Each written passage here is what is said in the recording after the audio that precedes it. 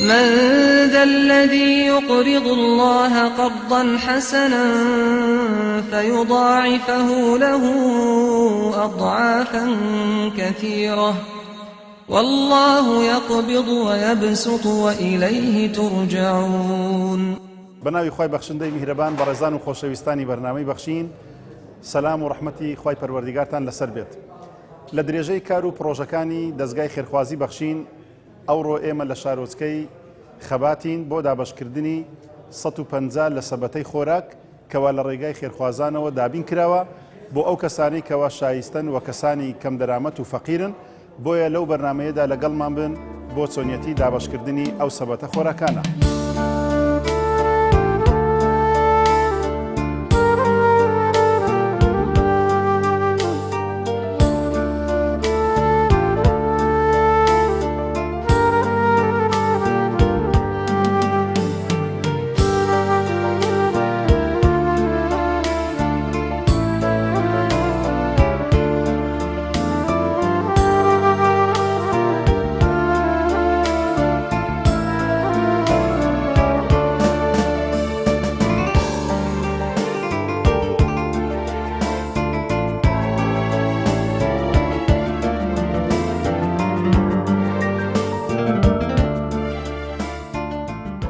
لەبەر مانگ ڕەمەزان ئەی خێریان کردگە خوری خێریان منیستی ئیشەلا بۆ فەقیر و بۆ هەژار بۆ یەتیم و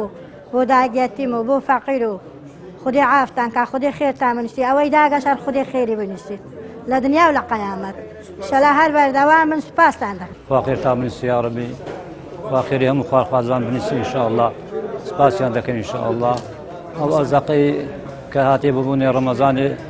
خوا خێری هەموویان بنیستی ئینشاءالله. ئینشاءالله هەروەها زیاتر خێری دەکەن و زیاتر دەستی فەقیران دەگەن و خوا خێریان بنیستی ئینشاءالله. سوپاسی دەستگای خێرخوازی بەخشینیش دەکەن ئینشاءالله. ئینشاءالله هەروەها بەردەوام دەبن و خوا خێرزانیش زیاتر ئەوها بەردەوام دەبن ئینشاءالله. سوپاسی دەستگای بەخشین دەکەین بۆ ئەو هاوکاریە، هیوادارم هەموو ساڵێک بەردەوام بی. لە بە ئەو قەیرانش خەڵک زۆر پێویستی بەو ئەوەیە، خەڵک بێکارە، ئەو قەیرانە تەسیری زۆر لە خەڵک کردیا. ئەو کەرنتینەیە خەڵک ناتوانێت ئیش بکە و هاتوچۆ بکە، هیچ نەما.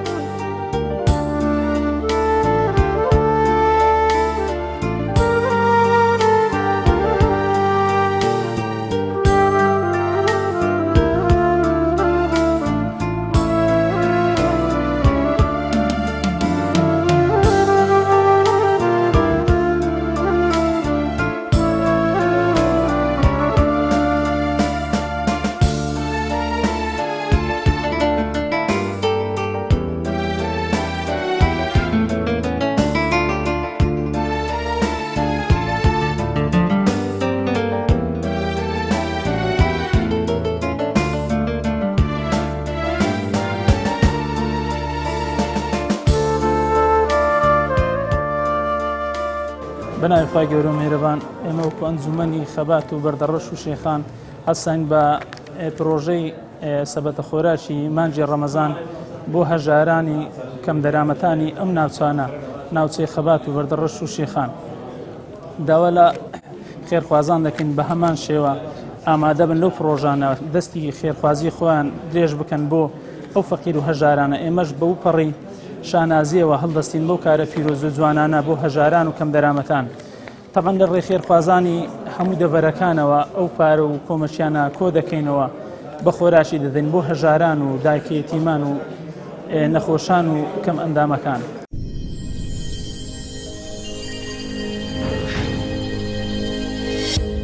دووپاتی دەکەینەوە کەوا خێرخوازان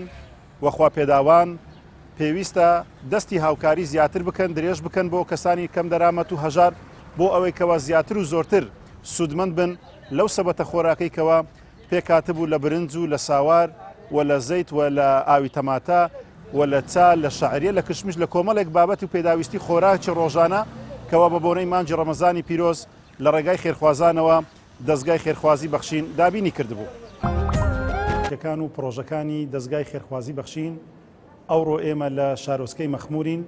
بۆ دابەشکردنی 100 سەبەتەی خۆراک بۆ ئەو کەسانی کەوا کەم دەرامەت و هەژار و ئیحتاج و محتاجن.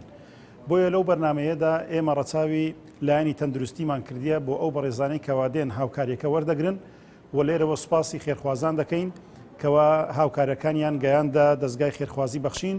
بۆ ئەوەی دەستگای خێرخوازی بەخشینیش بەسەر کەسانی کەم دەرامەت و هەژار دابەش بکات بۆیە لەو بەرنمەیەدا لەگەڵمان بن.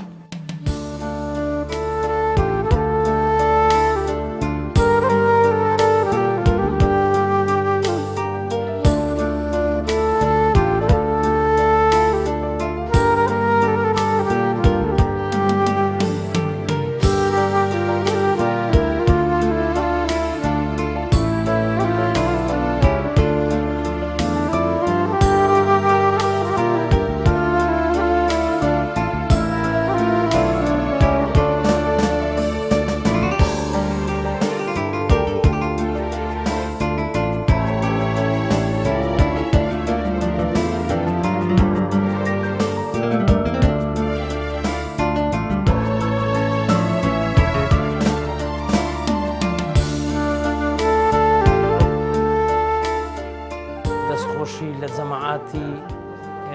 خێرخوازی بەخشی دەکەین بە بۆنەی مانجی ڕەمەزانێ ئەو کارتۆنانینە لە بۆ خەرچی مەخموری غەرازەکە لە مەخموری گەلە گرانە هەموو کەسێک پێی ناکڕێ و هەموو کەسێک پارەشی لە بەرچینیە و ئەو شتەی بەسا ئەو خەرکەیدا تەوزیع دەکەن و ئیشەکی زۆر باش و ئیشەکی زۆر گرینگە دەستخۆشیتان زێو لێ دەکەین و مارتان ئەوەبی خوا خێرتان بنووسی ئیشەکی زۆر باشتان کردیە 2 بارە و 3 بارە و 100 بارە و 1000 بارە دەستخۆشی لە بەرنامەی بەخشین دەکەین بەڕاستی شایەنی هەموو دوعایەکەن بەڕاستی شایەنی ئەوەنە دوعایان لەبۆ بکەین دەستخۆشیان لێ بکەین بەرنامەی بەخشین یەکەمی بێ ڕکابەرە بەڕاستی لەسەر ئاستی کوردستان هەرچەندی لە کەناڵەکان دەبینم هەرچەند لە تەلەڤیزۆن دەبینم هەرچەند لە هەر شوێنێک لە هەر مەکانەشی دەبینم کار و چاڵاکیەکان تەنها بەرنامەی بەخشینە من لێرەدا زۆر سوپاسیان دەکەم دوعای خێریان لۆ دەکەم دەستخۆشی لە برا دەورەمەندەکان دەکەم ئەوانەی هاوکارن هاوخەمی بەرنامەی بەخشینن دەستخۆشی لە ئێوەش دەکەم خوا ئەجر و پاداشتان بداتەوە خوا سەرکەوت و سەرفرازتان بکە دەستخۆشی لە برایەنی مەخمور دەکەم کۆمەڵی ئیسلامی ئەوانش لەسەر ئاستی مەخموری بەڕاستی یەکەمی بێڕکابرن بەڕاستی جێگای دەستان دیارە جێگای دەستی برایەنی مەخموریش دیارە 2 بارە و 3 بارە دەستان خۆشبی خوا خێرتان بنووسی خوا ئەجر و پاداشتان بداتەوە.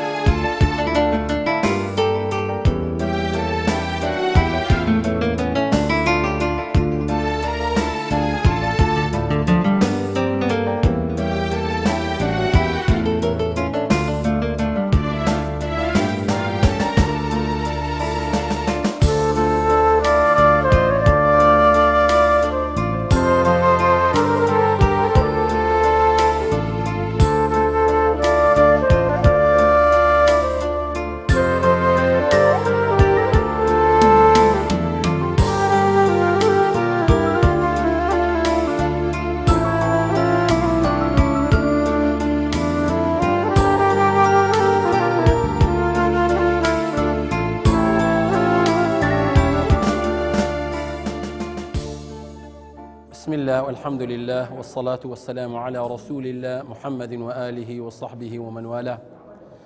سرتا بناوي خۆمان بناوي ئەنجومەنەکەمان ئەنجومەنی مەخموری کۆمەڵ و بەناوی خەڵکی مەخمور بەتایبەت ئەو کەسانی ئەو ڕۆکە یارمەتی دراون سوپاستان دەکەین دەستخۆشیتان لێ دەکەن خوای گەورە سبحانه وتعالى ئەو کارەتان لێ قبول بکاتن کە ساڵانە شارەکەمان شاری مەخمور بەسەر دەکەنەوە و لە مانجی ڕەمەزاندا گەرمگوڕی دایخنە ماڵەکان هیوادارین خوای گەورە بەردەوامیتان پێ ببەخشی سبحانه وتعالى وخوای گەورە نمونەتان زۆر کا وخوای گەورە سبحانه وتعالى ئەو کارەتان لێ قبول بکە ئینشاء الله تعالى و هەمیشە بەردەوام بن و خوای گەورە نمونەتان زۆر بکاتن لۆ ئەو کارەی و لە زندیکردنەوەی سنەتی پێغەمبەری خوا صلی الله تعالى عليه وسلم. وا دیارە دەستگای بەخشین بۆ ئەم ساڵیش لەم بەرەبەری ڕەمەزانە هەستا بە دابەشکردنی 100 سەبەتە خۆراک بەسەر فەقیر و هەژارانی نەدارانی ئەم شارە بۆیە بەڕاستی زەرور بوو دەستگای بەخشین لەو پێش ڕەمەزانە هەستا بە دابەشکردنی ئەم خۆراکە چونکە گرانیەکی بێڕادە ڕووی لە لەم ناوچەیە کردووە و بەهۆی سەبەبی دۆلار بەرز بوونەوە مواد غذایی 1000 گرام بووە خەرشم سارەس پێویستیتی ئێمە لە سارانی ڕابردوش ئەو کارەمان بەردەوام ئەمجانداوە بە پارپشتی دەستگای بەخشین و نووسینگەی مەخمور ئەوەی پێمان کرایە تەقسیریمان نەکردێ بۆ هەژاران و نەدارانی ئەم شارە بەبێ جیاواز وەڵا ئێمە لێرەوە داوا لە خوا پێداوان دەکەین تەقسیری نەکەن بەردەوام کۆمەکەکانیان بگەینە نووسینگەکانی بەخشین بۆی بتوانین زیاتر هاوکاری خەرچی لێ قەوما و نەدار و هەژار و کەمەندامان بکەین.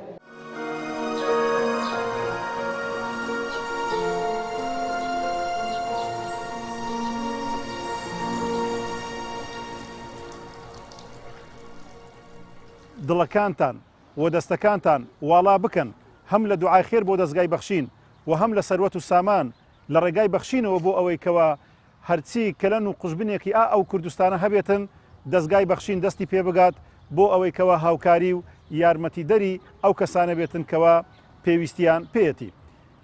دووبارە و سێبارە سوپاس بۆ هەمولایەک تا بەرنمەیەکی تر بە ئێوەی بەڕێز و خۆشەویست دەگەینەوە بەخوای پەروەردیگارتان دەستپێرم خواتان لەگەڵ.